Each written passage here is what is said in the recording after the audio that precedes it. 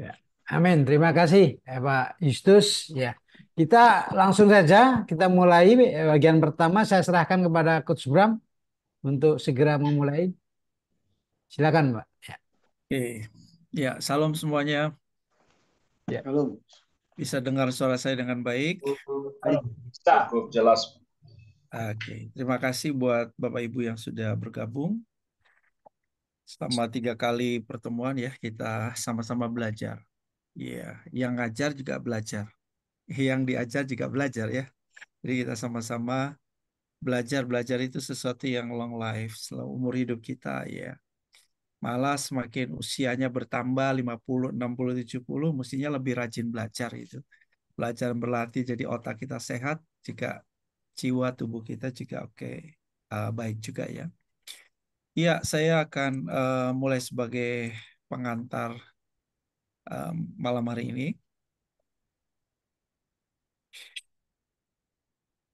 Cara mudah dan menyenangkan menulis atau membuat tulisan menjadi sebuah buku.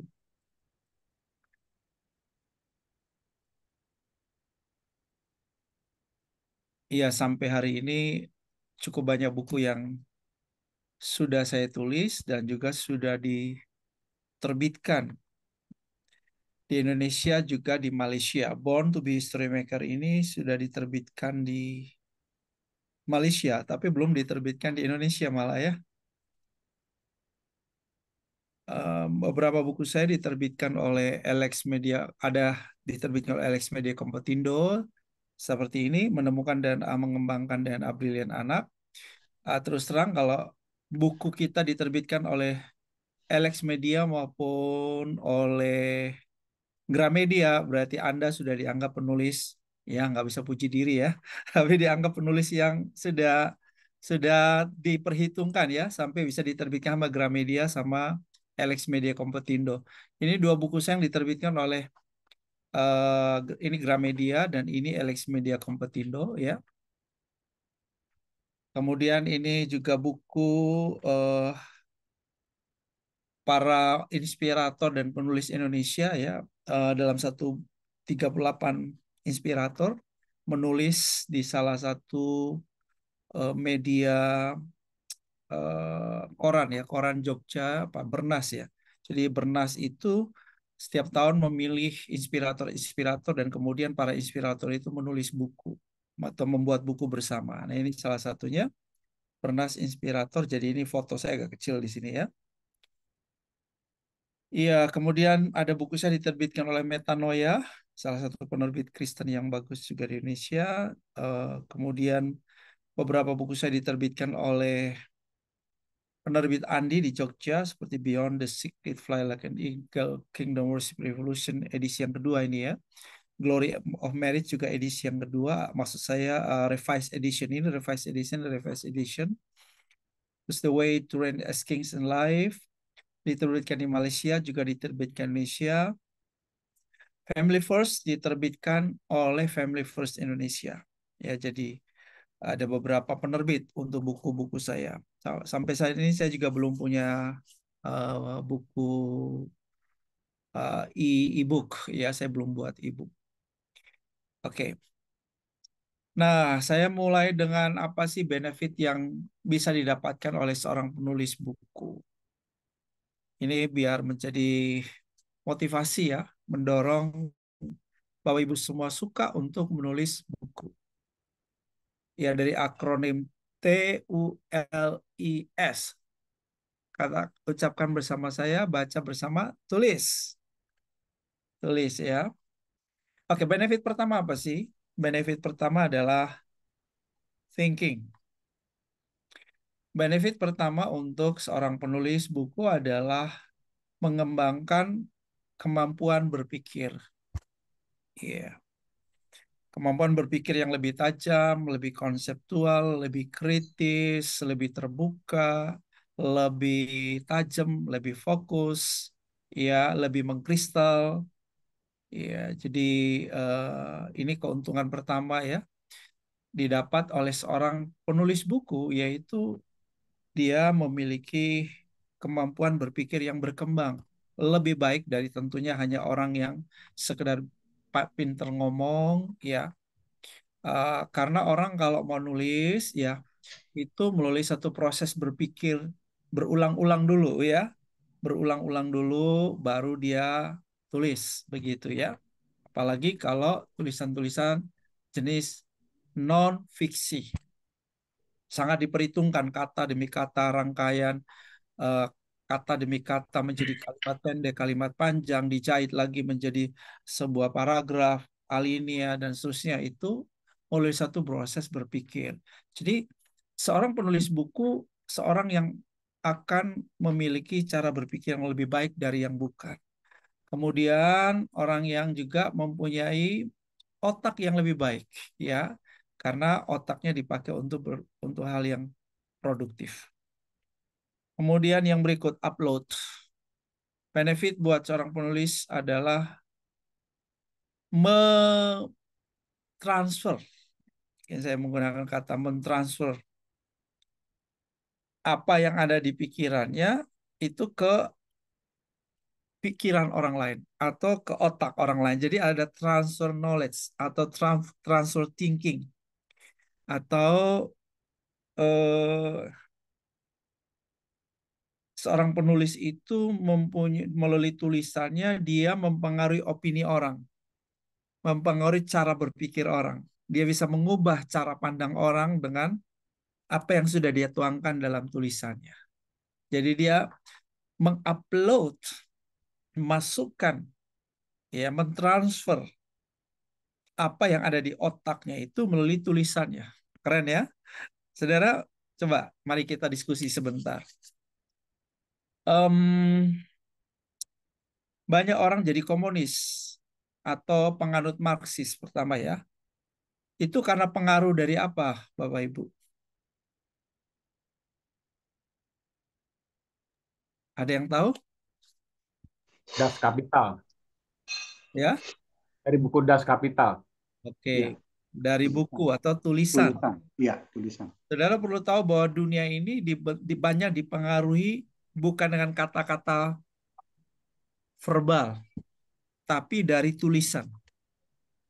Ya, semua penganut agama, apalagi kita yang Kristen, kita pasti akui bahwa kita menjadi pemercaya Kristus oleh karena buku yang namanya Alkitab. Betul tidak? Bayangkan kalau nggak ada tulisan, nggak ada buku, nggak ada kitab-kitab, ya kan? Nah, jadi sangat powerful sekali tulisan, karena dengan tulisan kita mengupload, mentransfer cara berpikir kita yang kepada orang lain. Begitu ya. Jadi ini powerful sekali. Kemudian L-nya apa? L-nya adalah legacy. Ya, kita mewariskan prinsip, nilai, pandangan, cara berpikir, konsep, paradigma mindset kita, ya, atau sesuatu yang kita bisa wariskan buat generasi yang kemudian. Saudara sampai hari ini masih bisa baca buku-buku klasik, ya. Dan hari ini kalau ada banyak buku-buku yang berkembang, sebetulnya kebanyakan buku itu dikembangkan dari apa yang sudah ditulis sebelumnya. Jadi jarang yang baru sebetulnya. Ini hanya pengembangan-pengembangan, improvisasi, variasi. Seperti itu ya Bapak Ibu, ya. Jadi legacy yang kita bisa wariskan, ya, buat generasi yang kemudian.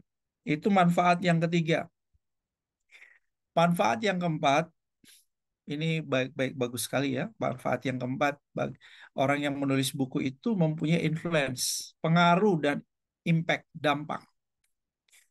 Ya, karena dengan tulisannya sendiri dia sudah mempengaruhi dan itu berdampak. Saya bersemangat sekali menulis buku, ya. Salah satunya ketika saya menulis ini, buku pertama saya itu Glory of Marriage sama Kingdom Worship Revolution sama Fly Like an Eagle, ya. Tapi ini udah buku edisi revisi, ya. Nah, yang asli nggak saya masukin di sini. Itu pertama kali saya terbitkan sendiri Bapak Ibu, ya. Di dua buku saya yang pertama itu saya terbitkan sendiri, ya saya nggak kasih ke penerbit. Jadi saudara juga bisa terbitkan sendiri, nggak usah kasih ke penerbit. Ya, nah oke. Buku The Glory of Marriage ini menjadi sebuah buku yang digunakan oleh banyak gereja untuk bimbingan pranikah. Ya, mereka minta izin. Pak Bram, boleh nggak kami gunakan buku ini? Jadi silahkan, monggo, selamat jadi berkat. Ada orang yang borong buku ini banyak, kasih hadiah karena apa? Karena dia sendiri batal cerai, rencana cerai, nggak jadi cerai gara-gara baca buku saya Glory of Marriage. Kemudian nggak jadi cerai, dia nggak jadi cerai, dia diberkati lewat buku ini, dia borong banyak buku ini untuk kasih hadiah buat banyak orang atau teman-temannya yang lain. Wah happy ya saudara, benar nggak? Itu influence, impact ya saudara ya, impact ya. Dan terus terang saya lebih banyak dipengaruhi oleh buku ya. Saya nggak tahu saudara ya. Tapi saya itu cara berpikir saya lebih banyak dipengaruhi oleh buku dibanding dengan video. Buku lebih banyak mempengaruhi saya.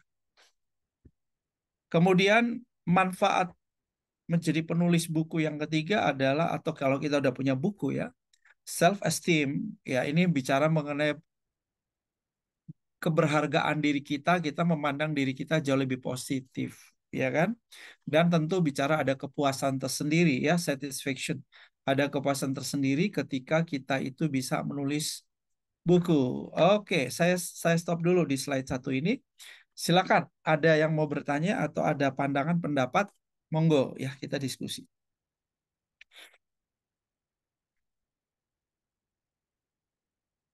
Saya kasih 5 ya, TULIS. Masih ingat T-nya apa? Manfaat yang pertama? Thinking. Thinking. Ya kan? Thinking, Yang kedua, upload, Upload. upload. Yang ketiga, legacy, Legacy. legacy. Yang keempat, Influence. influence. Yang kelima, self-esteem, oke. Ada self-esteem, yang keenam lagi, duitnya juga banyak kalau jadi bestseller. Ya. puji Tuhan. Yang pasti dua buku saya yang pertama itu yang saya terbitkan sendiri menghasilkan uang cukup banyak sampai saya bisa bikin kos, bangun rumah kos 5 kamar, membantu saya membangun kos juga. Yaitu saya cetak sendiri ya, dan saya jual sendiri ya, karena memang saya cukup banyak diundang ke berbagai gereja. Jadi ya saat saya berkhotbah, selesai berkhotbah pasti pada orang kejar buku saya begitu.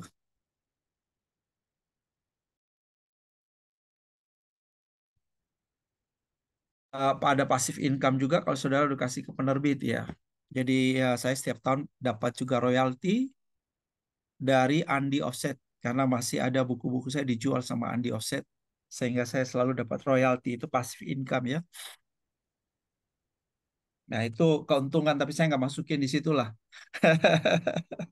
Ya, tapi kalau saudara punya tujuan itu ya bisa juga. Karena Rick Warren dengan salah satu bukunya saja Purpose Driven Life itu menjadikan dia miliarder, dan dia mengembalikan gaji dia selama 15 tahun kalau nggak salah, dikembalikan jumlah 15 tahun gaji dia dikembalikan ke gereja. Oleh karena dia jadi miliarder gara-gara satu buku itu yang menjadi bestseller dunia. Ya kalau saudara mau menghasilkan duit juga ya dari buku boleh. Ya. Tapi ya kita nggak mau iming-iming itulah. Intinya kalau saya lebih ke 5 hal itu aja. Jadi ini idealisme lah, ya kan. Gimana? Ada tanggapan? Ada pertanyaan?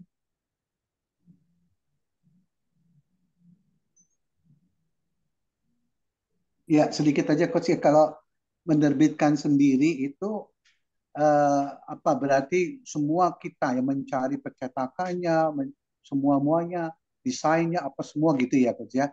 Dan Iya, iya, iya. memasarkannya apakah di toko buku atau di setiap gereja yang Coach diminta pelayanan di situ atau bagaimana? Yang punya sendiri. Kalau yang diterbitkan oleh Metanoia kita kenal lah. Oh ini Metanoia bagus nih. Andi juga bagus ya. Ya, kalau kita bikin sendiri, pertama ya, ya kita biaya percetakannya. Kita bikin desain layoutnya semua, kita pakai orang lain boleh nyewa kan. Nanti kita yang nyetak sendiri, bayar, kita bayar. Kemudian masarin, ya bisa masarin media online, bisa taruh di toko-toko buku, bisa juga kita jual langsung di acara-acara seminar atau khotbah pelayanan kita. Ya kalau saya lebih banyak melalui pelayanan atau seminar yang saya adakan di berbagai gereja atau di melalui program Bawa X, maka buku saya lebih banyak terjual di situ. Oh, ya. Ada kendaraannya gitu ya Coach ya untuk memasarkan ya. Terima kasih. Nanti hal-hal itu nanti Pak Igrea lebih akan menjawab kita nanti karena kita bisa bantu Bapak Ibu sampai menerbitkan bukunya ya.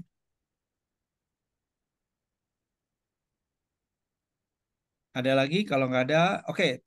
Apakah saudara sudah dapatkan satu motivasi betapa bermanfaatnya kalau saya jadi penulis buku atau menulis buku? Boleh kasih jempolnya?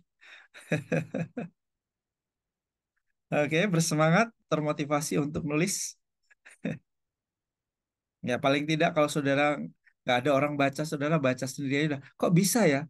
Saya itu kalau baca buku saya sendiri, saya juga bingung.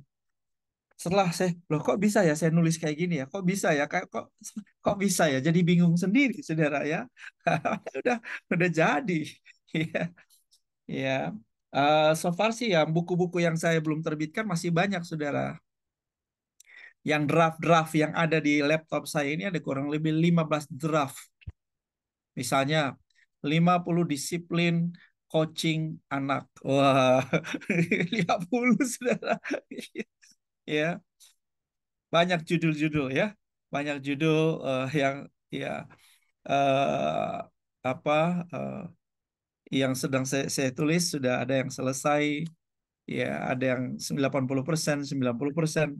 Udah penerbit pada nanya, gimana Pak mau terbitkan lagi? Ya, saya enggak aja dulu nanti aja. Iya. Iya, ya itu baik. Ini ada pertanyaan Pak Puji, nanti saya sampai ke situ ya.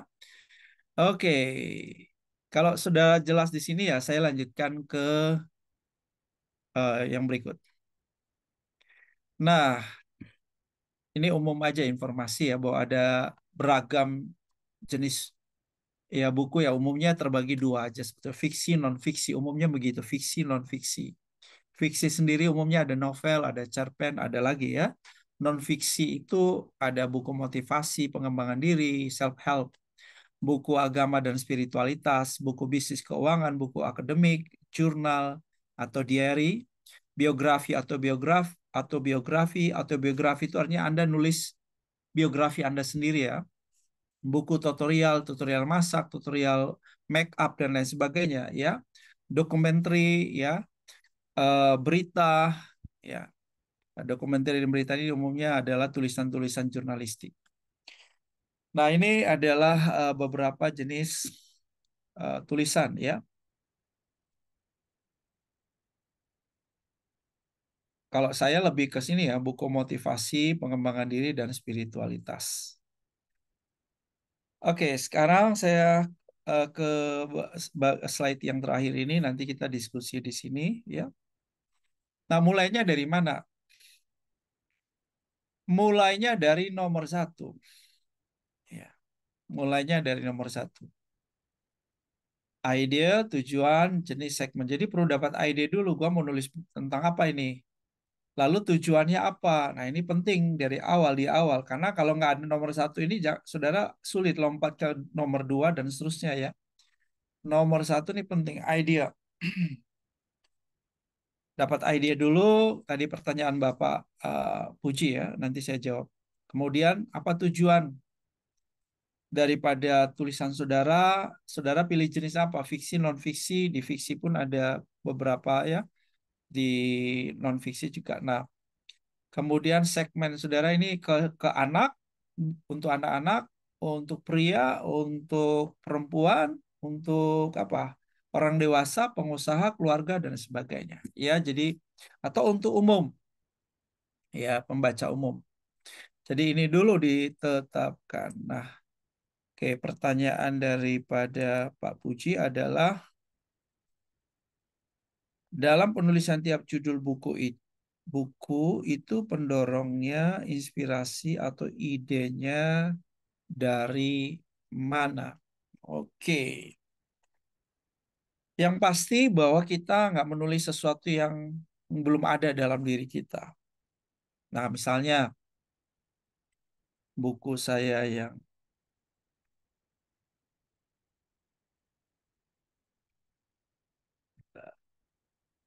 ya, buku saya contohnya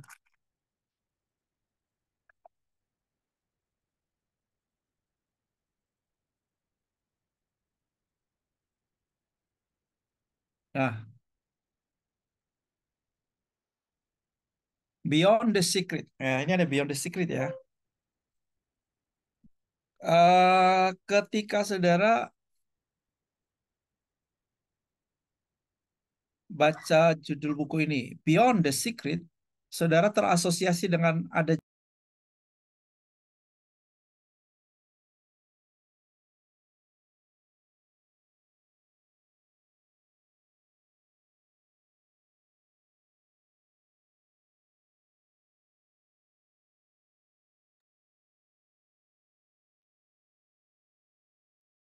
Terputus, Pak.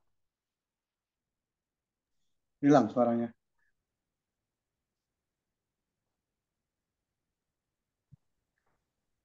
Tidak ada suara ya, Memang belum bicara. hilang suara. Yang monitornya terputus beliau. Sebentar.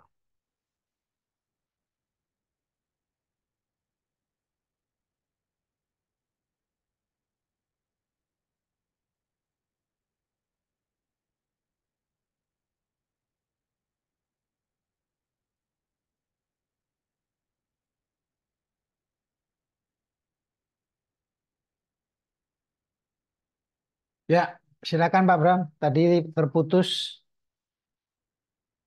Masih unmute. ya, oke, sorry. Tadi kok tiba-tiba keluar ya. Nah, contohnya buku Beyond the Secret tadi. Saudara ketika eh, membaca judul buku itu, saudara terasosiasi nggak dengan ada buku lain yang kurang lebih ada judul-judul yang mirip?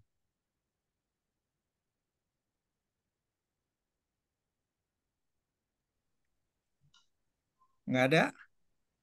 Oke, nggak ada ya? Buku The Secret. Ya, buku The Secret. Nah, ketika saya membaca buku The Secret, saya menemukan bahwa paham New Age yang sangat kuat sekali dalam buku itu. Jadi pesan utama daripada buku The Secret adalah if you think you can, you can. Apapun yang Anda pikirkan Anda bisa, Anda bisa. So the power to create something is your thinking. Betul juga ada tentu ada kebenaran di situ, ya kan? Tapi ketika saya membaca lebih, oke, dari sisi iman Kristen ini berbahaya. Kenapa? Karena dia mempertuhankan pikiran. Ya, jadi Tuhannya dia adalah pikirannya dia. Apakah ini kalau secara Kristiani Alkitabiah? Jawabannya no. Dari situ timbul ide. Saya membuat buku untuk mengcounter. Jadi sebagai buku argumentatif. Ya, untuk menolong orang Kristen supaya jangan sampai terpengaruh dengan pandangan yang kelihatannya Alkitabiah tapi menyesatkan. Jadilah buku Beyond the Secret. Tapi juga nggak tiba-tiba ngarang begitu. Karena ini buku konsep, biblical konsep, maka saya sendiri harus punya konsep tentang iman yang kuat. Kalau saya nggak punya konsep yang kuat, wah sulit dong buat bukunya. Iya kan? Tapi kalau pertanyaannya idenya dari mana, ya itu salah satu cerita. Idenya begitu ya. Ya, lihat dulu pertanyaannya. Oh, pertanyaannya udah hilang di sini ya. Coba. apakah sudah cukup menjawab pertanyaannya Pak Puji atau masih perlu lagi saya tambahkan jawabannya? Oke, cukup Coach. Terima kasih.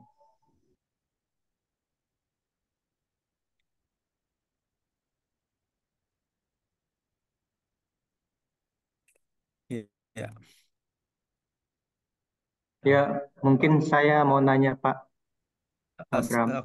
Oke, iya baik, sebentar ya, Pak.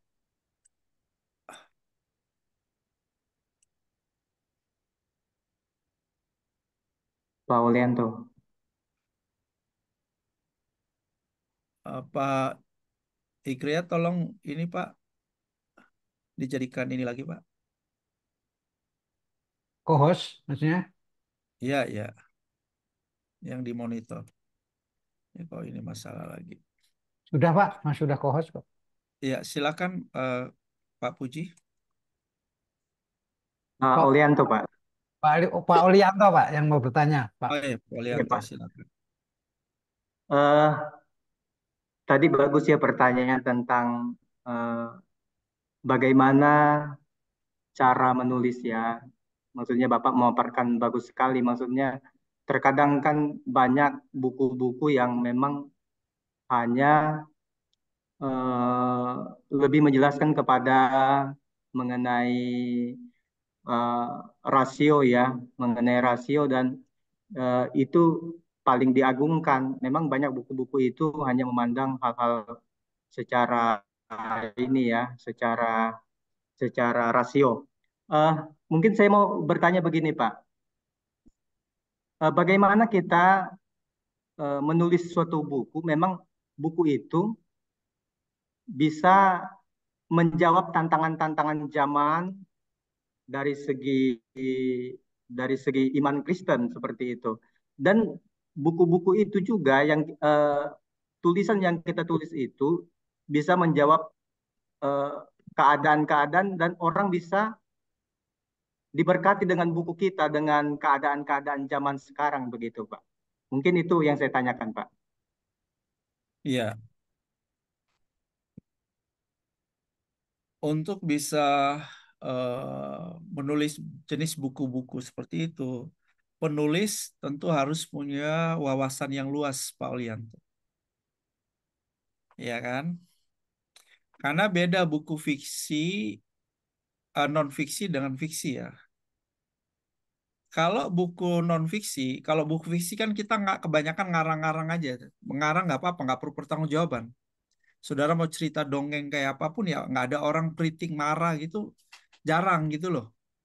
Kecuali mungkin ya ceritanya nggak jelas aja, mungkin alurnya nggak jelas ya orang apa ini buku apa nggak jelas dari mana ke mana ceritanya ini.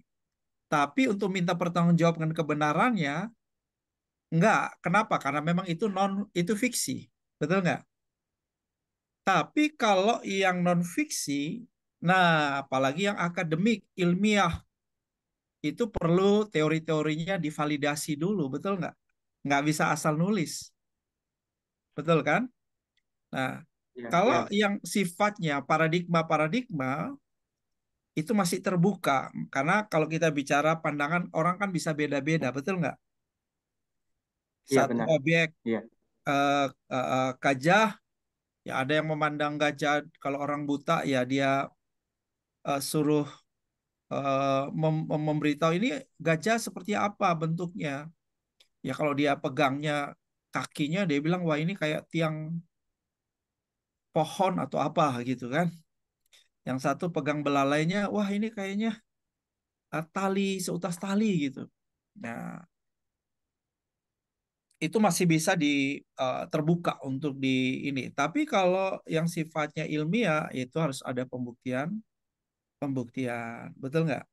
Nah, kalau konsep-konsep spiritualitas, ya biblical, apalagi yang spiritualitas, tentu harus ada dasar-dasar teologi ya. Pandangan-pandangan kita harus didukung oleh apa kata Alkitab, ya kan? Kalau nggak jadi ngarang begitu bahaya gitu kan? Gitu. Jadi tentu sangat baik sekali kalau kita bicara dari sisi marketing, Pak. Eh, Konten-konten yang lebih mudah diminati orang adalah yang kekinian, gitu kan, yang menjawab kebutuhan masa kini. Jadi kalau kita bisa kembangkan itu sangat baik sekali. Demikian Pak Oli. Ya, makasih Pak.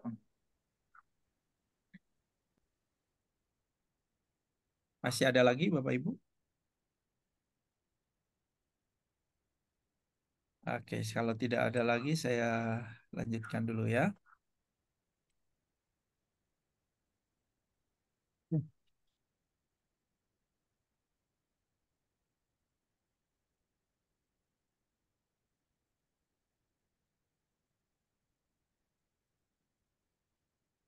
Agak sedikit lemot ya.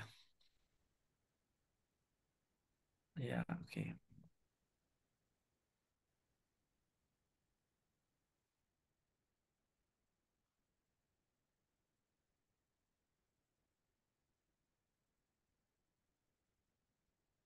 Ya. Kemudian yang kedua adalah, jadi pertama ide, tujuan penulisan apa, jenis penulisan, kemudian segmen ya. Yang kedua adalah pokok pikirannya, pokok bahasanya. Ini apa? Tema utama atau pikiran kuncinya apa nih yang mau di-share? Misalnya tadi, Beyond the Secret. Pokok pikiran bahasan yang saya mau bagikan adalah paradigma iman sejati versi Alkitabiah. Itu ya. Iman sejati versi Alkitabiah. Oke, judulnya apa? Beyond the Secret. Bikin topik-topiknya. Ya, topik-topiknya. Ya, bikin aja dulu topik-topik outline-nya. Jadi kita udah ada gambaran seluruhan dari awal sampai nanti penutupnya sudah ada gambaran. Jadi tinggal kita isi aja atau kisi-kisinya kita udah tulis. Kemudian yang keempat ya kita langsung menulis. Nulis aja sudah, nulis, menulis, menulis, menulis, menulis. Ya. Nah, kalau saya, Saudara, nah begini. Kalau buku-buku ilmiah itu kan umumnya harus didukung oleh referensi-referensi kepustakaan, betul kan? Buku-buku spiritualitas konsep tentu perlu referensi, tapi referensi utamanya adalah kitab itu. Ya, kemudian bisa saja kita uh, kutip pandangan-pandangan dari buku atau penulis-penulis yang lain. Nah, kalau saya agak sedikit berbeda, Bapak Ibu. Jadi kalau saya menghindari melihat referensi atau buku-buku lain sebelum saya selesai menulis.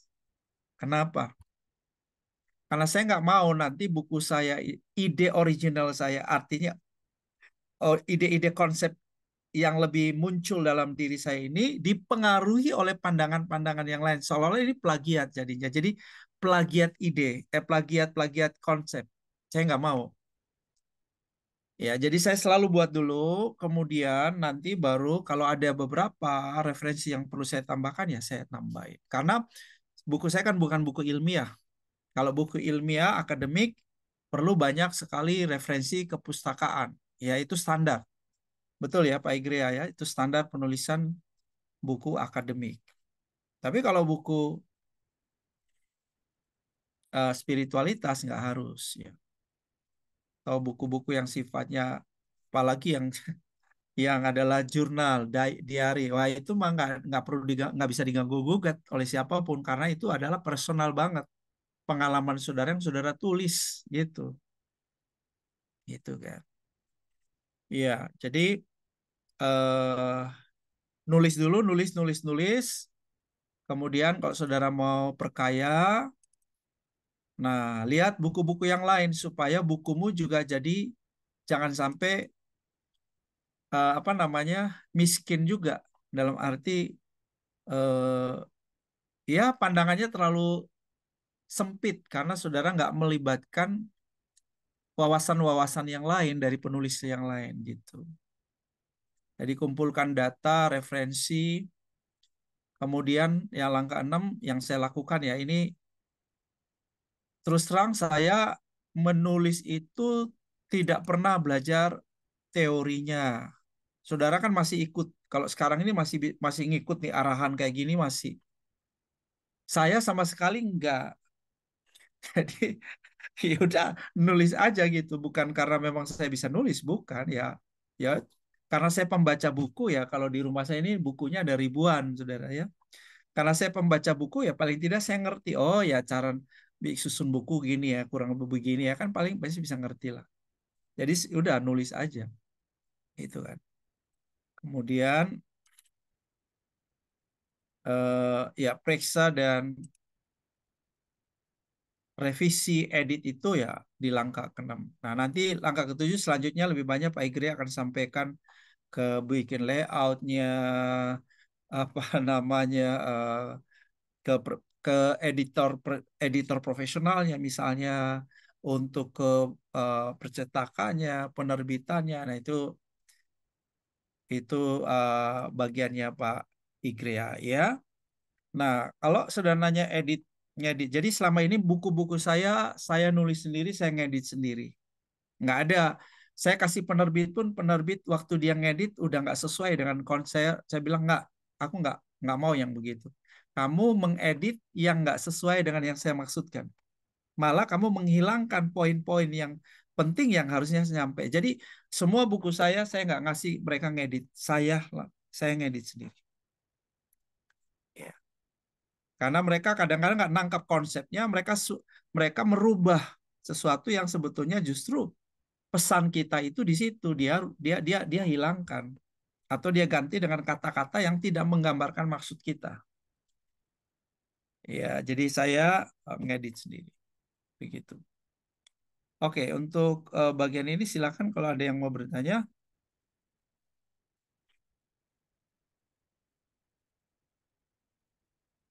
Ayo, come on, come on. Kalau tidak ada, kita akan langsung ke sesi yang kedua ya, karena kita hanya sampai jam 8 malam. Ya. Mungkin saudara tidak dikasih teori terlalu banyak nanti di 3 pertemuan ini, karena nanti yang menentukan adalah latihan saudara. Kalau saudara memang mau jadi penulis, saya sama Pak Igrea udah bersedia apa yang bisa kita lakukan untuk membuat saudara bisa nulis buku. Silakan kalau ada masih tanggapan atau pertanyaan dulu sebelum saya serahkan ke Pak Igrea untuk sesi kedua. Dari saya, Coach. Ya, silakan Pak Yusuf. Ya, saya tidak bertanya tapi memberikan feedback sesuai dengan materi yang disampaikan oleh Coach Bram malam hari ini mengenai mulai dari mana. Ya, saya sendiri ya, selama ini memang banyak membaca, khususnya buku-buku dari Coach Bram juga saya koleksi. Nah, memang menulis itu kita perlu banyak membaca, kemudian kita bisa mendapat ide, gagasan, tujuan untuk menulis. Jadi saya bersyukur ya bisa mendapat banyak input dari tulisan-tulisan dari Coach Bram, dari Pak Igria Siswanto. Nah, kalau kita ingin menulis buku, nah, seperti tadi dikatakan, kita harus banyak membaca, kemudian berapa banyak koleksi buku kita, itu akan memberikan tambahan wawasan bagi kita untuk menulis. Memang mendapat ide untuk menulis itu memang tidak gampang. Tidak semua orang pengen menulis, tapi memulainya dari mana? Terus terang saya memang dekat dengan Pak Igria Siswanto, dengan Coach Bram, dan buku-buku beliau ini luar biasa. Saya juga pengen menulis, tapi dari mana idenya? Jadi ya mungkin pertemuan ini bisa membantu, dan setelah 20 tahun saya bisa mulai menulis, dapat ide seperti tadi dikatakan Coach Bram bahwa ada buku fiksi dan non fiksi, dan saya menulis buku non fiksi, dan itu harus dipertanggungjawabkan isinya dari segi isi, dan saya mau buku yang saya tulis itu bisa masuk dalam akademik. Nah, itu didukung oleh jumlah daftar pustaka yang kita menjadi pendukung untuk penulisan. Jadi saya sangat berterima kasih dengan kegiatan seperti ini, bisa memperkaya supaya kita menambah wawasan dalam proses penulisan. Terima kasih. Mungkin dari saya cukup.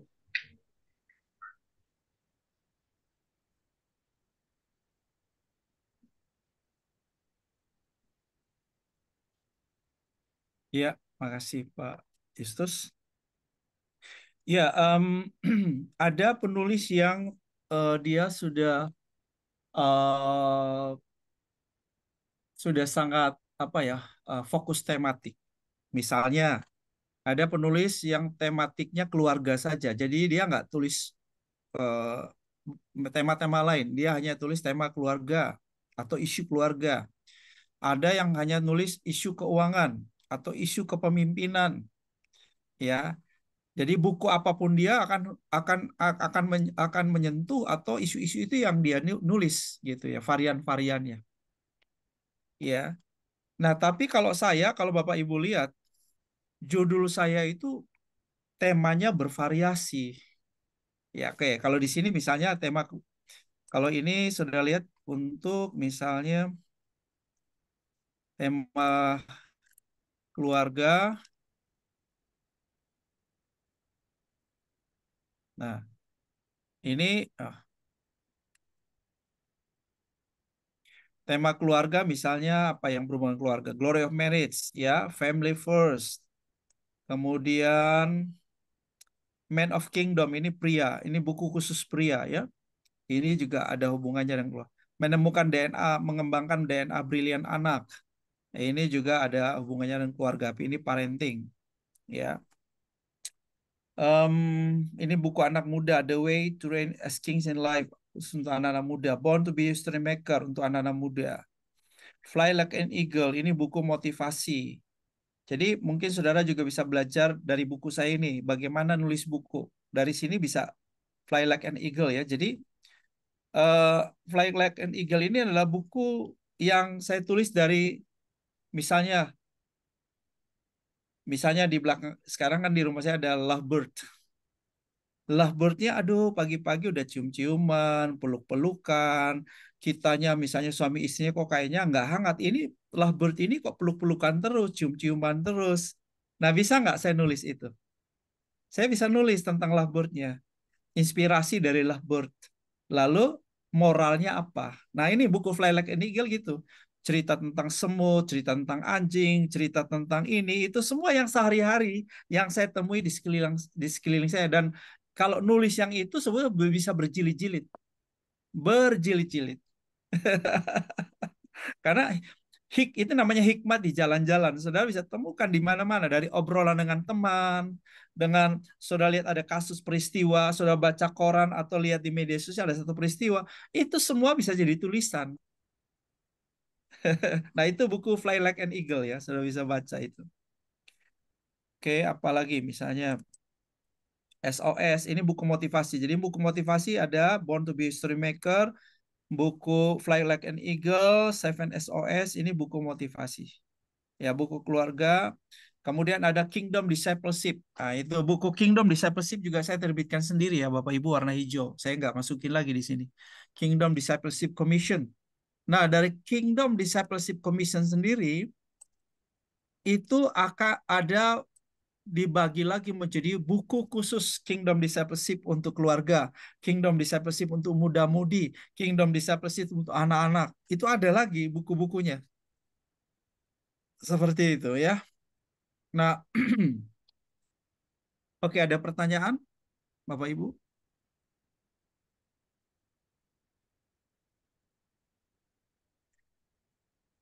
Yang buku apa? Yang paling banyak, sebentar saya baca dulu ya. Judul buku Coach Bram yang paling banyak diproduksi terjual apa judulnya dan mengapa itu bisa demikian?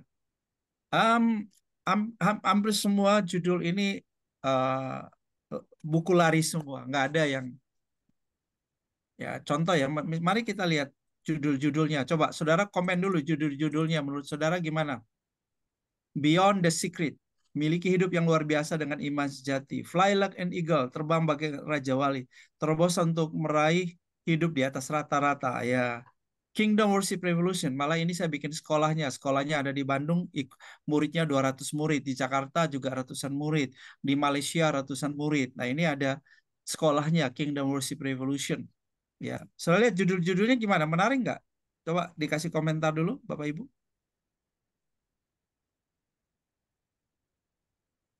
Gimana menurut Bapak Ibu judul-judulnya?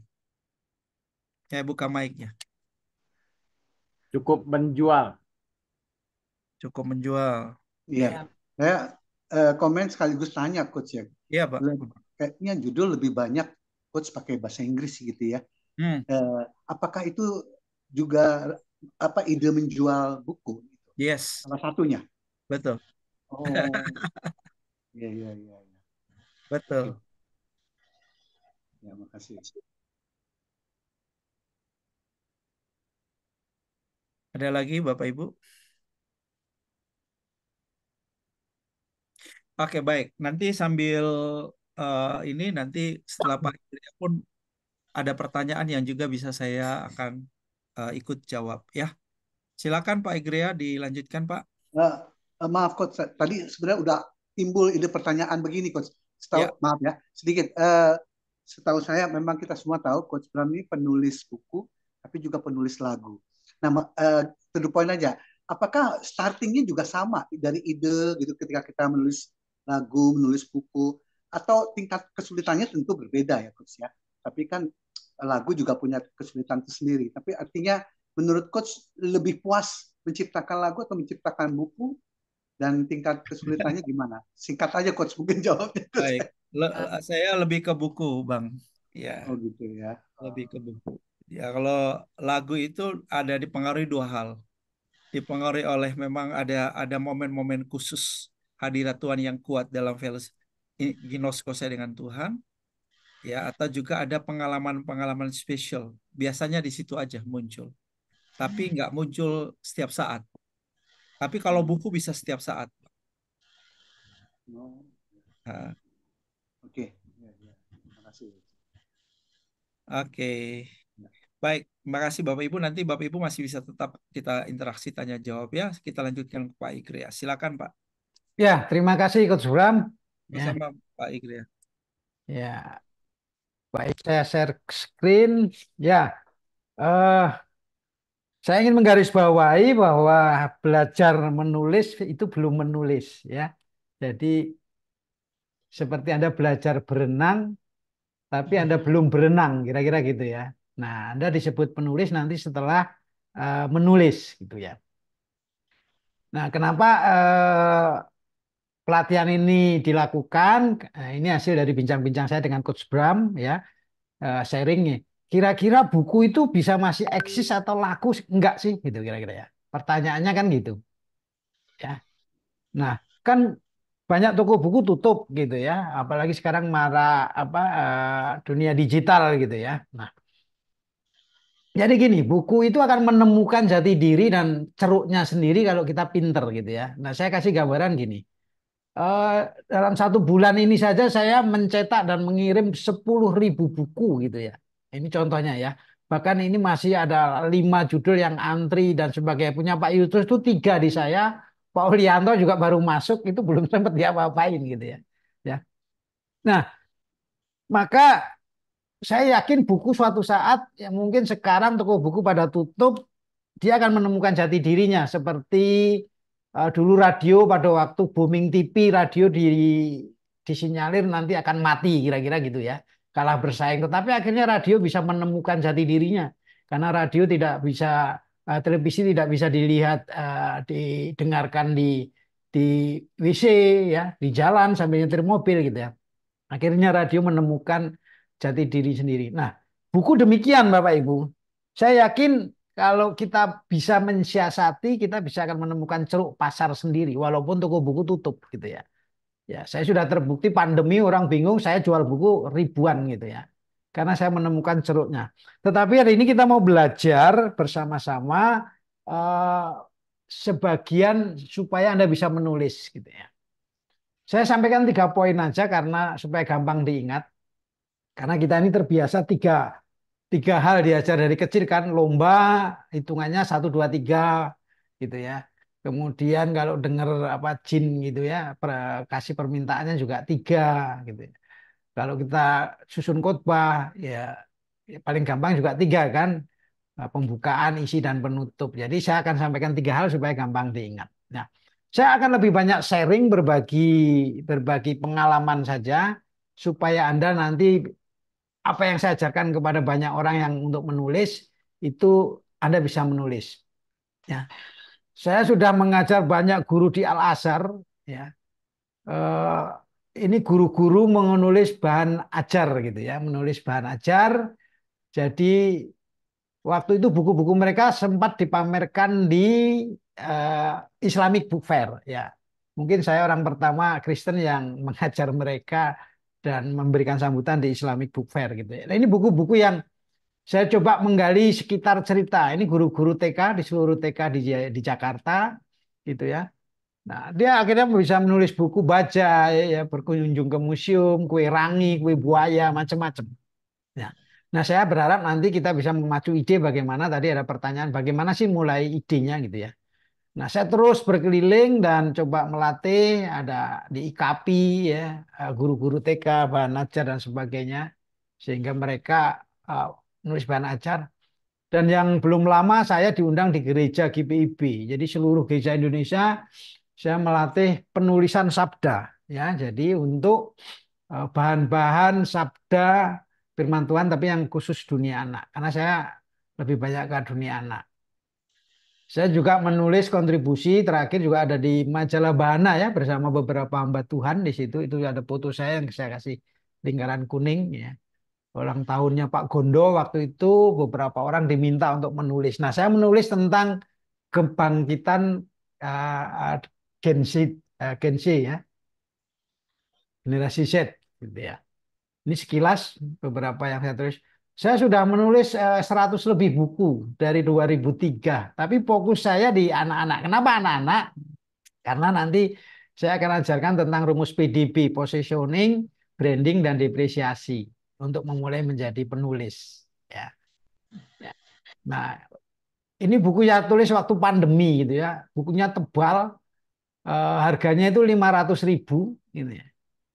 Tapi saya jual dengan pre-order. Ini hampir 1.000 buku terjual gitu ya. Nah, tadi Pak Bram menulis dengan Coach Bram menulis dengan buku-buku judul-judul bahasa Inggris, saya juga membuat gitu ya. Ini ya, cracking ya, ini untuk pujian dan sebagainya. Saya juga menjadi ghostwriter untuk menolong Pak Jenderal ini menulis buku Pancasila. Kalau Anda pernah dengar bukunya Pak Jenderal uh, Marvel Tobing ya, gitu. Saya kebetulan juga menulis buku materi di Superbook modul lanjutan. Kalau di gereja Anda menggunakan materi Superbook modul lanjutan itu saya ketua tim untuk menulis ini. Ya, saya kebetulan juga jadi dewan penasihat di sana. Nah, saya berharap nanti teman-teman bisa menulis. Saya akan bantu, kami bantu menjadi sebuah buku mulai dari menjadi e-book, membuat apa itu mengurus ISBN-nya sampai menerbitkannya. Nanti Anda bisa klik di website saya namanya napivisionpublishing.id. Ya. Ada beberapa buku yang sudah banyak yang kita terbitkan dari dosen, orang yang nggak ngerti nulis sama sekali, kita coaching ya, guru dan sebagainya untuk akreditasi dan sebagainya, ya gitu. Ya. Nah, tadi sudah disampaikan sekilas, saya juga sampai sekilas enaknya jadi penulis gitu ya. Ya, tentu saja kita akan banyak diundang. Ya, saya diundang. Ya, saya bersyukur saya sudah pergi ke 38 provinsi di Indonesia. Nah, kita bisa jalan-jalan ya. Ini ke Bromo, bisa ke Raja Ampat ya. Kita bisa juga menikmati. Ini efek samping tadi ya. Efek samping dari menulis. Ini hanya sebagai motivasi buat Anda. Nah, Sulawesi Tengah ya, ke Aceh dan seterusnya ya. Nah, saya akan mulai secara cepat dulu. Landasan teorinya tadi sudah disinggung sama Coach Bram ya. Anda harus mengenal ada ragam dan jenis tulisan ya. Ya, yang pertama itu jenisnya ada deskripsi. Cara menulisnya Anda menggambarkan objek yang bisa ditangkap panca indera Anda. Ya, lalu Anda menuliskannya. Misalnya menggambarkan ada jalan yang lurus, ya, berangkal batu, ada pecahan keramik di kanan kirinya, ya, di permukaannya ada bias cahaya yang lewat dan sebagainya. Ya, ini menggambarkan objek dengan cara menangkap melalui panca indera. Ya. Lalu yang kedua, ragam tulisannya adalah narasi. Narasi Anda bisa bercerita, ya, peristiwa yang terjadi, Anda bisa membayangkan atau juga Anda menangkap cerita dari orang lain. Ya, ini subjektivitas dari pengarang. Lalu yang ketiga, ragam jenis tulisan adalah eksposisi. Ya, Anda bisa memberi contoh, ini biasanya buku-buku how to, ya, tulisan-tulisan tentang bagaimana tutorial, ya, pertanian, ya, kerajinan tangan, ya, membuat kue dan sebagainya. Ini ada hubungan sebab akibat, komparasi dan sebagainya. Lalu juga ada jenis tulisan yang bersifat argumentasi untuk meyakinkan pembaca. Anda punya argumen ya, misalnya waktu itu COVID, mengapa virus corona bisa mati dengan mencuci tangan pakai sabun? Ya, Anda punya argumennya. Ya, mengapa COVID-19 menyebar lewat bersentuhan? Nah, Anda punya argumennya. Ya, Anda menyampaikan fakta-fakta tadi. Ya, kemudian yang terakhir adalah show don't tell. Ya, jadi tulisan Anda jangan mengguri, tetapi Anda gambarkan. Ya, sehingga apa yang Anda tulis itu betul-betul dirasakan oleh pembaca. Jadi mereka seakan-akan ikut menyaksikan atau berada di waktu membaca itu dia seperti sedang merasakan gitu ya. Jadi kalimatnya bisa panjang dan pendek, kata kerja, ya, judulnya 4 kata atau panjang sekalian. Ya. Nah, proses kreatif ini tadi sudah disinggung, saya tidak bahas ya, nanti lebih kepada praktek ya. Kemudian bahan-bahan ya, perpustakaan, menulis dan sebagainya. Nah, ini yang penting untuk penulis. Saya selalu ajarkan bagi pemula-pemula maupun yang sudah punya bahan, gunakan rumus PDB. P itu positioning, B-nya itu branding, D-nya depresiasi. Ya. Nah, kenapa perlu positioning? Ya, kalau kita belum terkenal, orang belum mengenal kita, kita harus mulai dari positioning. Ya, kalau Coach Bram tadi, dia mulainya dari branding, dia sudah dikenal. Ya, sudah dikenal di mana-mana, dia nulis apapun pasti laku, gitu ya. Di Lestari itu dia nulis Supernova, dia tadinya penyanyi, tapi dia karena terkenal dia nulis jadi laku. Gitu. Nah, kalau kita tidak dikenal, maka Anda harus membangun branding. Membangunnya mulai dari mana? Dari positioning. Nah, positioning dari mana? Anda harus menentukan apa yang Anda tulis. Anda tidak bisa nulis kalau Anda sudah punya branding, sudah terkenal kayak Coach Bram tadi, sudah banyak yang tahu, Anda tulis berbagai judul, pasti laku. Tapi kalau misalnya Anda baru mulai, Anda tidak bisa. Anda harus mulai dengan positioning tadi. Ya. Seperti saya, waktu saya ingin menulis, saya menentukan positioning saya menulis apa sih? Oh, saya ingin menulis tentang dunia anak, terutama pelayanan anak gitu ya. Nah, pelayanan anak ini ragamnya macamnya banyak. Ada parenting ya, ada apa? Ada pelayanan di sekolah minggu ya, ada pelayanan macam-macam yang berkaitan dengan anak ya. Nah, saya mengambil posisi pelayanan di pertama di sekolah minggu, pelayanan anak, dan itu saya sekupkan lagi lebih pada ke kreativitas di dalam mengajar, menyampaikan firman Tuhan ya. Nah, saya menulis terus itu dan akhirnya orang mulai banyak tahu mengenal dengan tulisan-tulisan saya. Akhirnya saya banyak diundang di gereja dan sebagainya. Nah, kalau Anda sudah punya branding, Anda sudah punya dikenal, Anda bisa melakukan depreciation pengembangan. Anda mau nulis yang lain misalnya berkaitan dengan tema yang lain tidak masalah karena orang sudah mengenal Anda ya. Jadi tentukan target pembacanya itu pelajar umum, guru, orang tua atau anak. Nah, saya anak-anak. Anak-anak nanti dibagi lagi di sini, di breakdown lagi subtemanya apa ya. Jadi tentukan positioning. Jadi hari ini jangan Anda menulis tentang misalnya makanan, besok menulis tentang mobil, besok lagi tuh. Anda nggak akan memiliki branding yang kuat atau tulisan yang tajam. Jadi satu dulu. Tapi kalau Anda sudah punya branding, Anda orang yang dikenal, Anda yang orang Anda tulis apapun itu gampang diterima oleh pasar. Kira-kira gitu ya. Jadi perkuat dulu di positioning sampai Anda mempunyai branding, maka Anda akan lebih gampang membuat nulis. Lalu lakukan rumus ATM. Nah, ini yang saya lakukan ya. A-nya itu amati gitu ya. Kemudian tiru, kemudian modifikasi ya. Nah, dulu saya suka pergi ke Gramedia, saya pergi ke buku-buku accounting itu saya lihat marketing gitu ya. Lalu saya menemukan satu judul itu 100 senjata gerilya marketing ya. Nah, dari situ saya akhirnya menemukan ide kalau marketing saja punya senjata, ini pelayan anak mestinya juga punya senjata. Nah, itulah lahir judul buku saya 100 senjata guru sekolah minggu ya. Jadi saya amati, tiru dan modifikasi. Nah, meniru ini jangan 100%, tapi bisa meniru cara menulisnya, gaya bahasanya, ya Anda modifikasi sehingga bukan menjadi seorang yang plagiat ya. Itu tip yang kedua. Nah, yang ketiga, ini yang kelihatannya gampang tapi susah dilakukan. 4M. Anda harus komitmen di dalam menulis menyediakan waktu setiap hari 10 sampai 30 menit.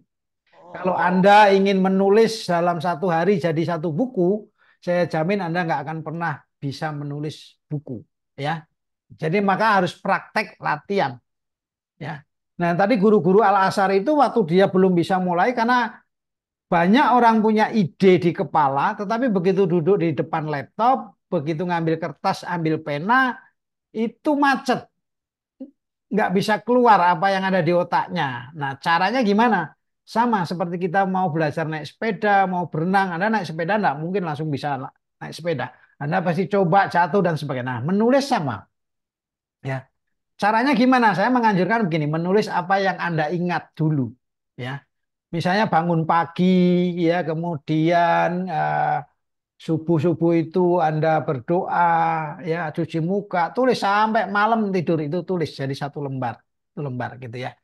Nah, nanti kalau Anda sudah terbiasa mengeluarkan apa yang ada di dalam otak, pikiran Anda menjadi tulisan melalui tangan, ya, kemudian Anda mulai berkomitmen menulis satu hari satu lembar. Dulu saya menulis satu hari satu lembar A4.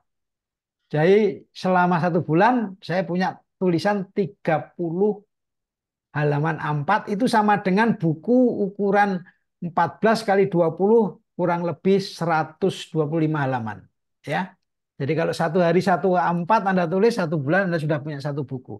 Maka saya bisa menulis 100 buku lebih itu hanya modalnya komitmen ini. Kalau hari ini saya komitmen satu halaman, besok saya tidak bisa nulis. Nah, lusa saya harus tulis 2 halaman untuk bayar hutang yang nggak bisa nulis, gitu ya. Atau tiba-tiba saya lagi duduk, tiba-tiba bisa menulis 10 halaman. Oh, berarti saya punya waktu free 9 hari, nggak nulis nggak apa-apa. Karena saya punya celengan 9 halaman. Gitu aja.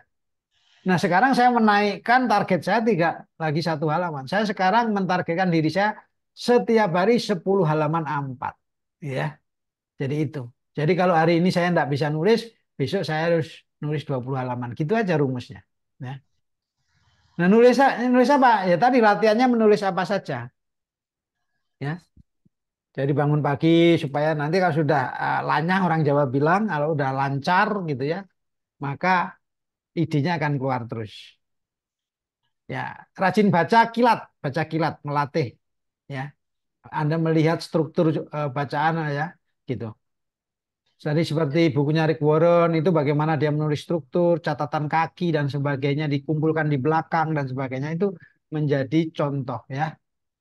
Jadi komitmen satu hari satu lembar A4.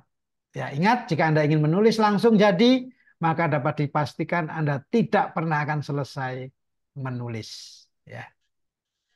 Jadi Anda harus coba satu halaman, satu halaman, satu halaman. Ya. Nah, sekarang ada aplikasi namanya ChatGPT. Wah, ini sangat menolong sekali. Ya. ChatGPT ini menolong sekali. Saya kasih praktek aja langsung kalau Anda ingin nulis ya.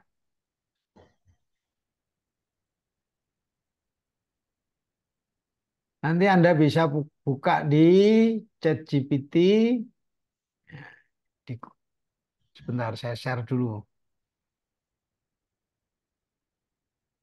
ChatGPT juga ada tekniknya ya. Nah, ini, saya punya buku 1000 mantra ChatGPT. Jadi ini sangat menolong sekali.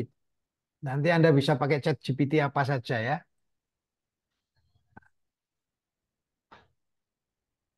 Saya misalnya pakai yang gratisan aja seperti ini. Ya. Nah, tekniknya gimana? Kalau Anda menggunakan ChatGPT tadi, kalau Anda kesulitan untuk menemukan apa ide, ya, bentar nih. Nah, caranya gini, tahap pertama Anda klik di sini. Misalnya buatkan 10 judul buku tentang parenting gitu ya. Nah, nanti dia akan bikinkan tuh, judulnya menarik. Ya. Kalau 10 kurang Anda bisa tulis 20, 30 ya. Ya, bentar nih jaringannya agak lambat. Ya, jadi ada step-stepnya ya, tidak langsung suruh bikinkan buku gitu. Nah, Anda minta dia suruh bikin judul, setelah itu judulnya Anda pilih yang mana yang terbaik, misalnya. Bentar ini masih bekerja. Bisa langsung dites di ChatGPT Anda kalau udah pakai ChatGPT itu. Ya. Di Google. Nanti setelah ketemu judulnya, nah ini keluar 10 judul. Iya, ya. Anda ide-ide ini Anda ambil, gitu ya. Anda pilih mana yang kira-kira yang menarik. Ya, ini yang ada referensi ya. Misalnya nanti bisa keluar saya ambil judul nomor 1 ini, saya copy. Saya copy di sini, lalu saya masukkan sini, buatkan kerangka. Ya, bentar. Buatkan kerangka buku dengan judul tadi ya, judulnya sudah dipilihkan. Nah, saya enter. Gitu ya. Oke. Ya, waduh sudah keluar gitu ya. Tuh,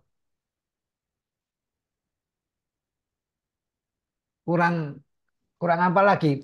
Paling gampang buku saya cracking itu 5 biji saya tulis sebulan ini dengan bantuan gini. Ya. Nah, kemudian misalnya ini Anda copy semua kerangkanya sudah ada, berapa bab ini sudah ada kesimpulan dan sebagainya. Lalu Anda copy di sini. Ini mau penjelasannya apa? Nah, sini jelaskan ini pengenalan tentang konsep parenting santuy. Tik, ya. Anda paling nggak punya gambaran, nanti Anda tinggal tambahkan lagi ya. Nih.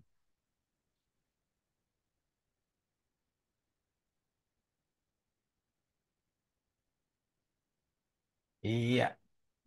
Oh, kalimatnya sudah keluar gitu ya. Panjang, tinggal copy paste aja. Nanti Anda bahasakan menurut bahasa Anda, menggunakan bahasa yang lebih sederhana, bahasa sehari-hari dan sebagainya. Itu baru menggunakan satu chat GPT ya, belum lagi menggunakan AI yang lain, akan lebih banyak lagi gitu ya. Nah, ya, ya. Jadi nanti Anda bisa membuat kerangka ini gitu ya. Nah, kemudian di dalam tulisan itu kalau Anda ingin menulis yang banyak diterima itu poinnya adalah yang sifatnya universal itu ini. Keluarga atau harta benda, musik, permainan, kesenangan, kesenian gitu ya. Ini pasti akan diterima lintas budaya ya, lintas agama, lintas dan sebagainya gitu ya. Oke, sampai di sini sebelum kita praktek ada pertanyaan? Nanti terlalu banyak malah hilang gitu ya. Silakan gitu ya. Jadi mempermudah Anda untuk menulis sebuah buku. Kalau Anda belum punya judul misalnya gitu tadi ya dengan bantuan ChatGPT tadi. Gitu. Dengan rumus PDB, kemudian ATM, komitmen 4M itu saya yakin sebulan kalau Anda satu hari satu lembar, 10 menit satu hari Anda sudah punya buku bulan depan. Dan kita siap bantu untuk menerbitkan. Ya. Dalam bentuk e-book maupun cetak. Ya. Silakan Bapak Ibu kalau ada yang ingin ditanyakan.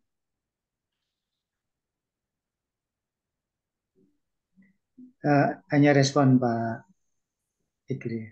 Ya, silakan. Saya sudah coba yang chatgpt.com. Oh, itu satu yang baru bagi saya, sangat membantu. Jadi saya ingin mengatakan terima kasih. Sudah dipandu. Ini hal yang baru bagi saya. Terima kasih. Saya respon aja. Ya, paling tidak memudahkan cari judul tadi. Idenya kan belum dapat gitu ya. Paling enggak itu kan ChatGPT itu kan mengkoleksi dari berbagai data menurut saya. Tapi kalau mau bagus ya memang ide yang orisinil dari Anda. Anda melihat situasi di lapangan, mengamati kehidupan sehari-hari itu lebih bagus. Tapi kalau Anda buntu ya Anda bisa bantu dengan ChatGPT kan. Betul. Nah, Jadi ada. mungkin gini saya bisa tambahkan ya. Jadi Bapak Ibu, ini kembali ke idealisme lah. Kalau kita mau membuat gampang juga bisa dengan ChatGPT. Tapi kemudian ketika buku-buku kita kebanyakan saudara ngambil dari ChatGPT dan orang sudah biasa menggunakan ChatGPT, nilai saudara turun karena dia anggap saudara sebetulnya saudara hanya mempergunakan ChatGPT. Ya, jadi kalau saran saya itu latihan awal untuk membantu saudara dapat ide. Tapi kalau saudara mau jadi penulis yang puas dengan tulisan saudara, saya mendorong saudara ambil lebih ke originalnya saudara.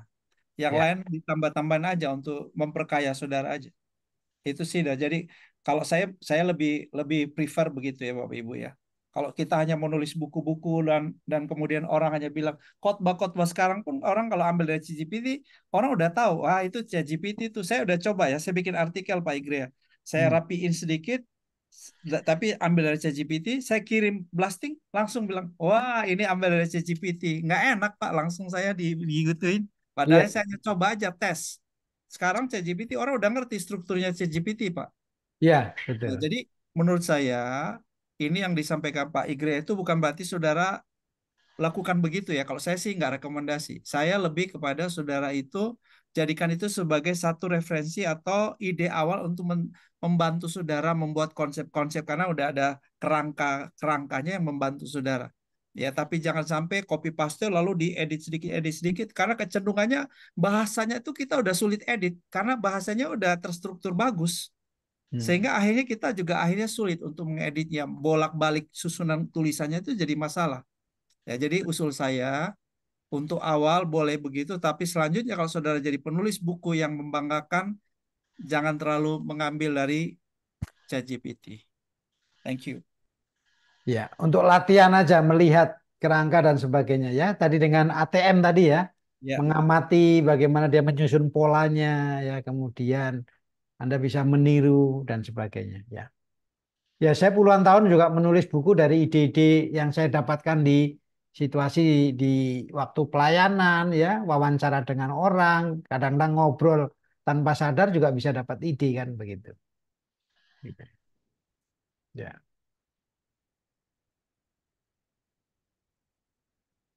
Ada lagi yang mau ditanyakan?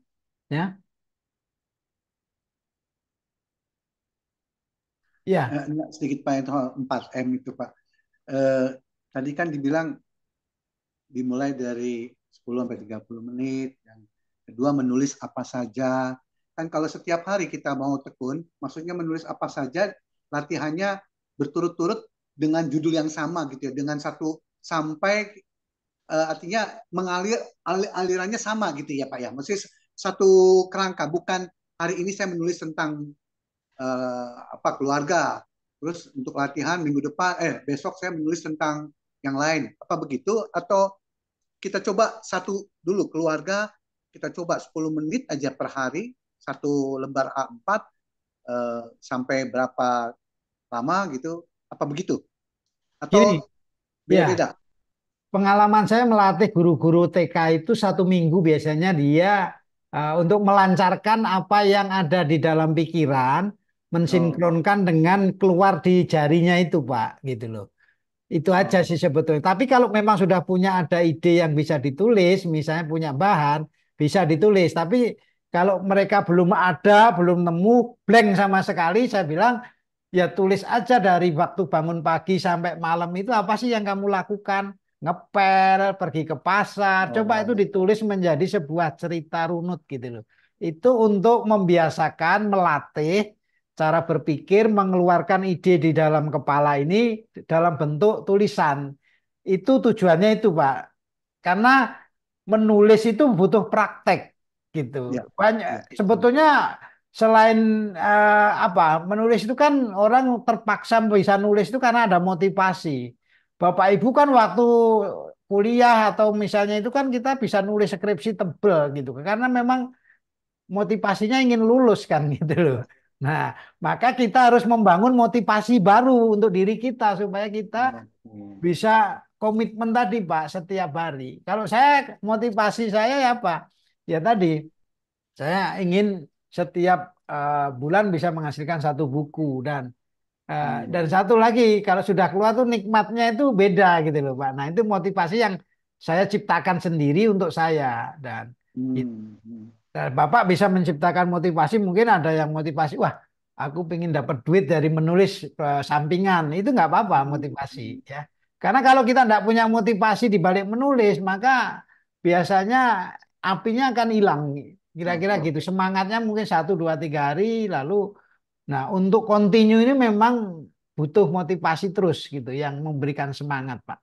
Ya. Kira-kira gitu. Oke, berarti M2 itu Bapak mau ngajari kita tuh bagaimana melatih untuk menuangkan apa yang ada dalam pikiran ke dalam sebuah tulisan gitu. Iya, Oke. gitu. Nah, Tapi kalau satu Bapak, lagi Pak, ya. yang M ketiga tadi rajin membaca gitu. Nah, apa artinya kita harus cari juga bacaan yang sesuai dengan tema yang kita mau tulis atau baca yang penting rajin baca aja. Itu gimana?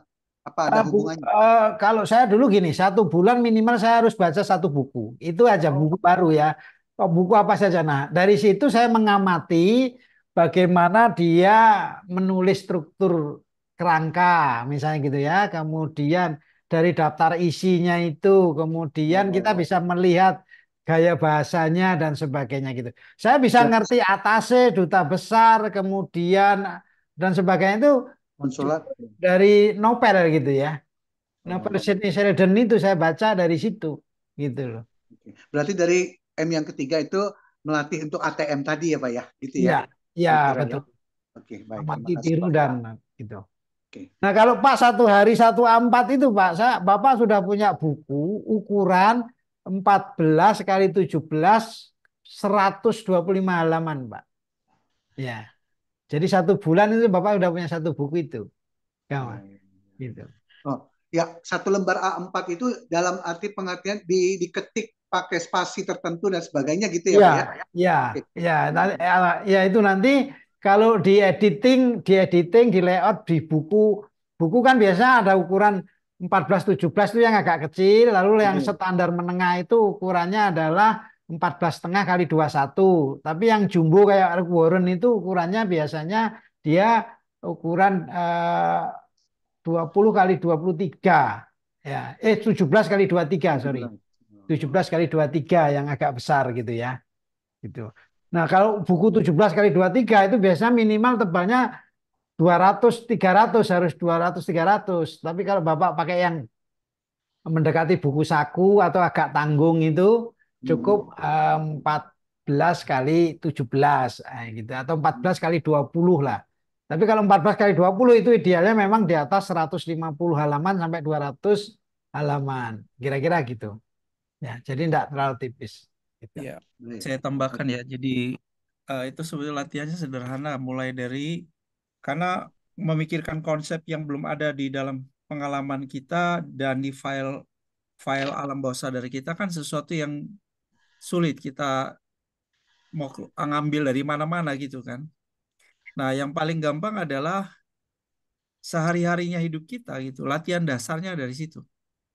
Cerita saya ke pasar hari ini ketemu berapa orang bau sampah, saya lihat sampah di mana-mana berserakan baunya.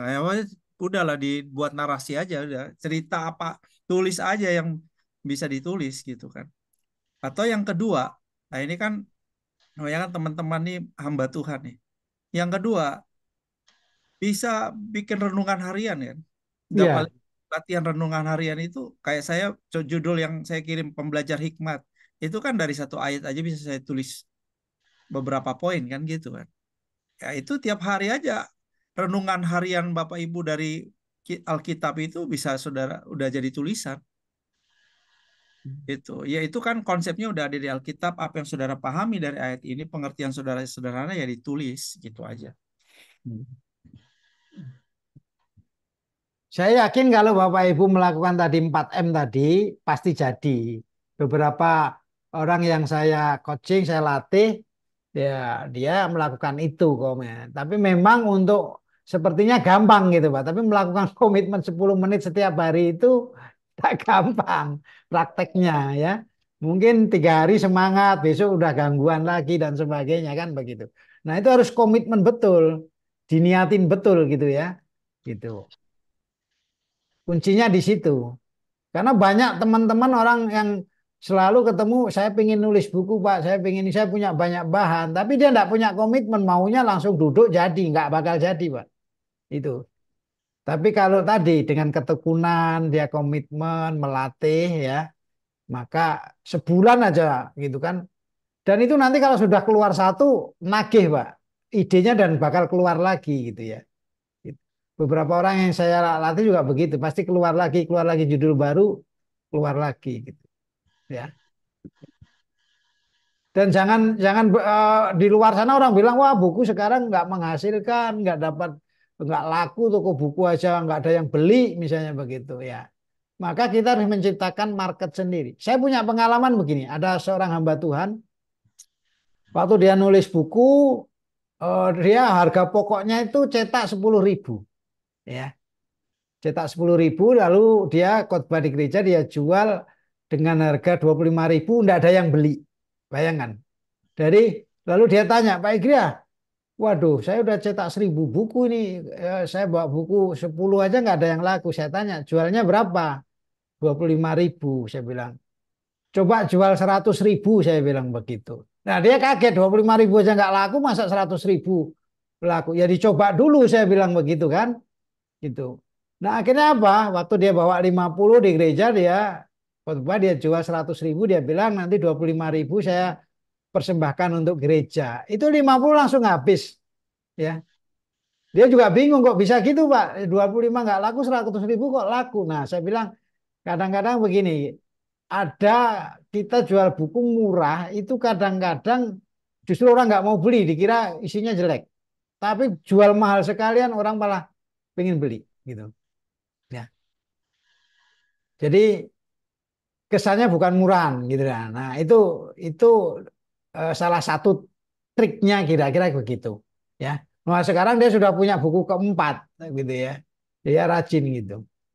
Nah, jadi kadang-kadang kita mikir ah kita jual murah nanti gini aja nggak laku enggak ya.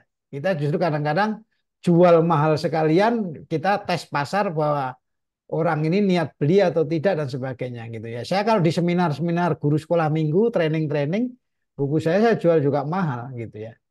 Begitu. Bahkan pernah saya bikin trial gini, seminar bayarnya mahal, 400.000 gitu. Biasanya kan orang cuma 100.000 gitu, 400.000 gitu ya. Ya ada aja yang daftar gitu. Setelah daftar saya kembalikan 300.000 gitu. Mereka kaget. Loh, kok gitu? Ya sebetulnya ini 100.000 saya bikin mahal. Saya ingin tahu apa respon dan orang niatnya mau belajar itu sejauh mana kira-kira gitu ya. ternyata ya memang ada orang-orang yang berani itu.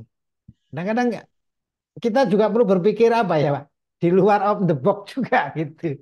Jadi menurut kita kadang-kadang, oh buku ini enggak laku, ini enggak laku. Enggak, saya yakin kalau kita yakin gitu. Jadi teman-teman nulis kalau kira-kira nanti nggak bisa terbitkan saya bantu, layoutnya saya bantu, editingnya saya bantu, tulis saja mentah dalam bentuk Word, punya 40 halaman, saya bantu jadikan buku. Saya urus ISBN-nya free, ya karena ada ikut pelatihan di sini. Sudah jadi layoutingnya, sudah tampilan bukunya dalam bentuk e-book. Nanti Anda mau cetak sendiri, boleh pergi ke percetakan digital, percetakan di mana sekarang bisa cetak 100 atau 200. Atau mau dicetak di saya juga boleh, gitu ya. Pak, saya mau cetak 100 buku, nggak apa-apa, boleh gitu. Nanti bukunya saya mau bagikan ke teman-teman saya, hamba Tuhan, pelayanan hamba Tuhan di desa, nggak apa-apa. Misalnya kumpulan renungan, kumpulan ilustrasi, atau dan sebagainya, ya. Kira-kira gitu.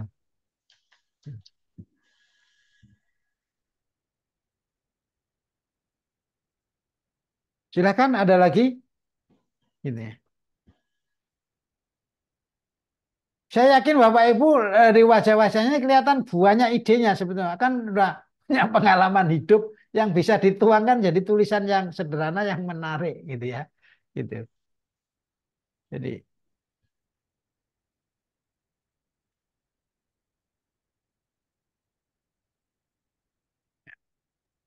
Saya menarik ya, mungkin pertanyaan juga ke coach gitu kan ya, sebagai pendeta hamba Tuhan pengkhotbah. Eh, Ide dari satu khotbah, katakanlah saya pernah khotbah tentang dekat, melekat, dan terikat. Kalau itu saya kembangkan jadi buku umpamanya, itu bisa saja gitu ya coach ya. Mungkin dengan pengayaan tambahan ya, kalau dalam satu ide khotbah ya mungkin cukup selembar poin-poin dan sebagainya. Tetapi untuk pengayaannya itu untuk menjadi satu buku kan ada minimalnya mungkin ya. Nah itu yang mungkin kita juga perlu belajar gitu. Apa sih bagian-bagian dari buku yang saya juga nggak ngerti gitu. Yang syarat minimalnya gitu. Kan bukan hanya sekedar banyak tulisan kan coach ya. Tapi Betul. juga apa ya, uh, ya saya kurang ngerti lah ya sebagai syarat-syarat untuk menjadi satu buku. Itu. saya kemarin ini waktu saya melatih pendeta-pendeta yang menulis sabda di gereja GPIB gitu ya. Mereka itu kan kaya dengan materi-materi khotbah gitu ya. Tapi cuma kelemahan mereka Ya. itu mengemas tulisan menjadi sesuatu yang menarik, yang menjadi bahasa yang apa disenangi, diterima Ya, itu kelemahan mereka di sana, gitu ya kan? itu betul. Nah, maka saya juga belajar ada rumusnya begini. Di dalam menulis itu harus ada opening yang menarik. Ya, kalau di berita itu leads lah, kira-kira kan gitu. Judul yang menarik atau bukaan menarik. Lalu ada jembatan. Jembatan dari opening ke dalam cerita utama, ya. Itu namanya telling, ya. Jadi nanti ada opening, ya, background, lalu ada telling, lalu ada retelling, menceritakan ulang berdasarkan pengalaman dengan 3 pertanyaan tadi, 3H. H itu informasi yang didapat, lalu H pengalaman, ya, eh, H yang berikutnya hand aplikasi, aplikasinya di dalam kehidupan dan sebagainya. Kira-kira itu menjadi sesuatu yang akhirnya menarik, gitu ya. Gitu. Baik, ya terima kasih. Silakan Coach Bram, mau ditambahi? Ya.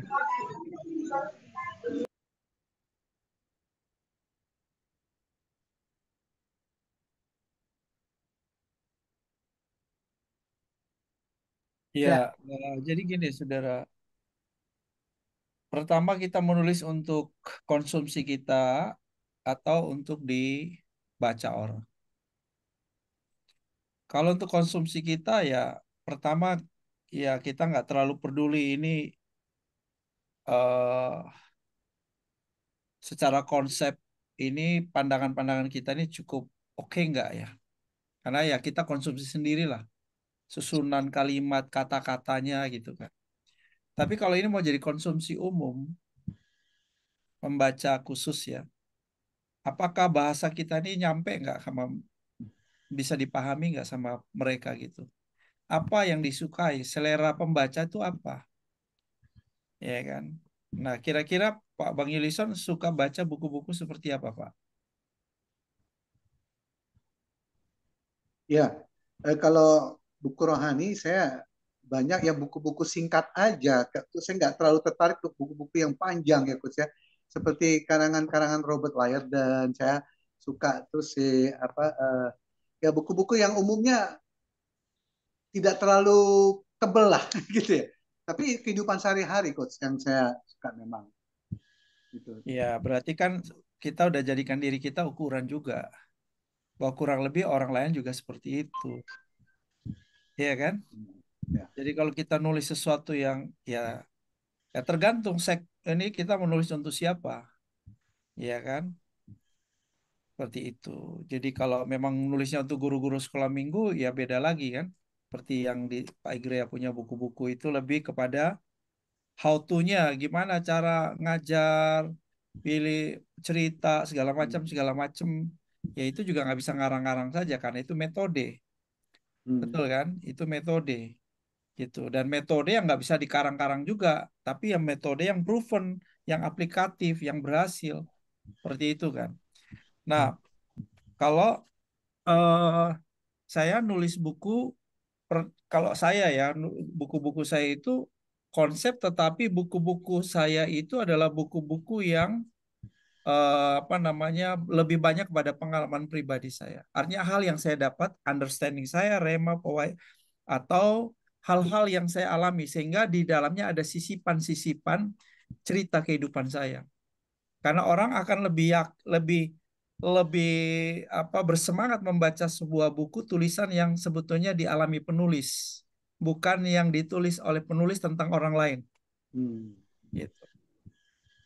Ya itu beda karena lain dengan buku-buku akademis ya. Buku akademis kan nggak perlu pengalaman si penulis, nggak terlalu. Ya. Karena itu konsep teori atau metode-metode. Nah metode pun ya metode yang paling tidak udah proven, terbukti bahwa metode ini berhasil di sana sini gitu. Bukan hanya ngarang nih yang kayak gini nih. Ya bukan hanya seperti itu ya. Nah kalau renungan melekat ya itu kan berarti harus Bapak harus bisa cerita bahwa konsep tentang melekat, dekat dan melekat sama Tuhan ini yang saya lakukan ini, yang saya alami ini, dampaknya dalam hidup saya seperti ini gitu. Diperkuat dengan pandangan Alkitab gitu loh, Bang Ilis. Iya. Ya, terima kasih Coach. Ya. Ya. Ya, biasanya hambatannya itu justru gini, yang membuat kita susah menulis itu keyakinan kita nggak yakin dengan apa yang kita tulis. Biasanya gitu, Pak. Jadi apa seperti rendah diri, benar nggak sih tulisan saya ini eh, kadang-kadang baru dapat satu alinea sudah dibaca berulang-ulang, direvisi dan sebagainya. Nggak usah, tulis saja terus sampai selesai baru nanti dibaca ulang, direvisi. Biasanya kalau baru satu alinea ini kayaknya masih nggak benar, nggak yakin. Dulu awal-awal saya juga begitu. Ternyata itu penyakit yang akhirnya nggak bisa nulis berikutnya, nggak bisa nambah karena belum-belum sudah, wah ini salah nih coret, ganti lagi, kayaknya kok nggak pas dan sebagainya. Jadi ketakutan terhadap diri sendiri dengan kata-kata yang kita buat itu sepertinya kok enggak bagus, enggak apa dan akhirnya gitu. Ya. Ya. Oke, waktunya sudah jam 8 berarti kita lanjut pertemuan berikutnya ya. Ini masih brainstorming, ini masih motivasi ya supaya membakar semangat Bapak Ibu jadi penulis gitu ya. Nanti baru prakteknya benar gimana teorinya nanti minggu depan kita akan kupas tuntas lagi ya. Mungkin sementara cukup ya, Coach Bram dan Ya, teman-teman. oke. Kita akan akhiri ya. Oke, terima kasih. Ya. Baik, Bapak Ibu, terima kasih semuanya. Sampai jumpa minggu depan. Ya, sampai jumpa. Ya, Coach, Di terima Senin ya. kasih. Terima kasih Pak Igrea. Terima kasih. Ya, makasih. Pak Igrea. Selamat malam. Halo, terima Shalom, kasih. selamat malam. Terima kasih. Selamat malam. Terima kasih. Saya close ya.